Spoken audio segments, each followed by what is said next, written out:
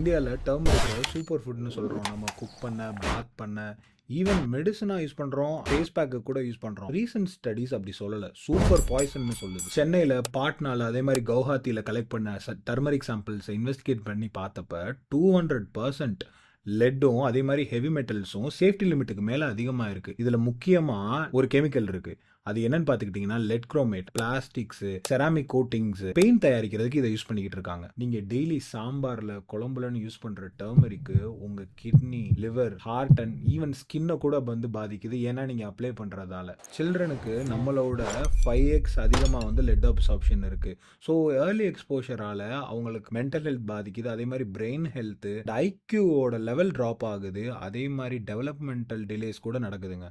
இது ஃபிக்ஸ் பண்ணணும்னா ஆக்சுவலாக 2 ஆப்ஷன் தான்.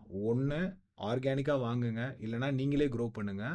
நீங்கள் நம்ம கண்டென்ட் பார்த்து ஹெல்த்தியாக சாப்பிட ஆரம்பிச்சிருப்பீங்க. ஆனால் உங்கள் வீட்டில் அந்த பாய்சனை ரொம்ப ஹெல்த்தின்னு நினச்சி சாப்பிட்டுக்கிட்டு இருக்காங்க. ஸோ நீங்களும் வேலாம் சாப்பிட்றப்ப கண்டிப்பாக ஸ்டீராய்டு எடுக்கிறியான்னு கேட்டிருந்துருப்பாங்க. ஸோ அவங்களுக்கு இதை ஷேர் பண்ணுங்கள். இது ஒரு ஐ ஓப்பனராக இருக்கும்.